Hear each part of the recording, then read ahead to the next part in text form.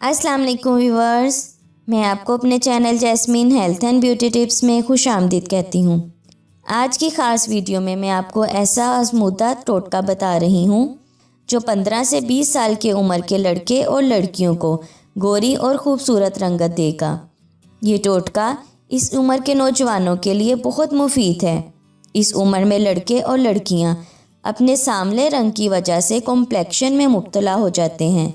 Market में ऐसी बहुत सी क्रीम्स और अद्वियात दस्तयाब हैं जो चेहरे और हाथों की रंगत को निखारती हैं, लेकिन फुल बॉडी की रंगत नहीं निखारती।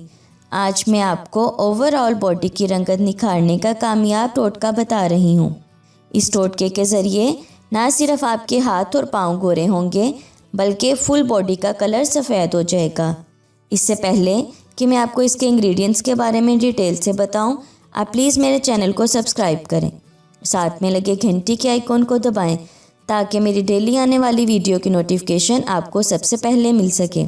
इसके लिए आपको पुदीने के पत्ते चाहिए 1 कप, पानी चाहिए आपको 3 ग्लास।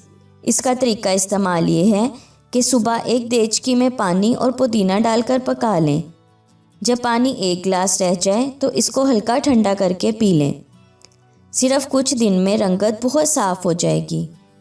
पुदीने में बहुत सी हैरत अंगेज़ खसूसियात पाई जाती हैं।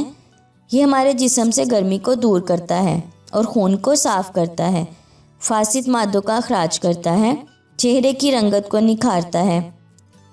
ये एक्नी को दूर करके आपके चेहरे को खूबसूरत बनाता है। ये आपके चेहरे के लिए और स्किन के लिए बहुत मुफीद है।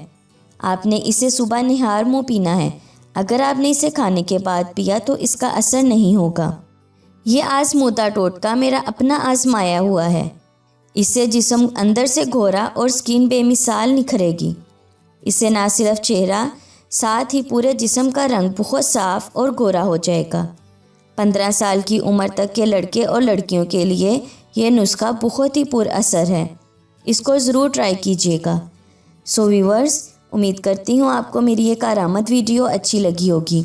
अगर आपको मेरी ये वीडियो अच्छी लगी तो इसे लाइक करें। अगर आपने अभी तक मेरे चैनल को सब्सक्राइब नहीं किया तो प्लीज़ इसे सब्सक्राइब कर लें। इसे दूसरों के साथ भी ज़रूर शेयर करें।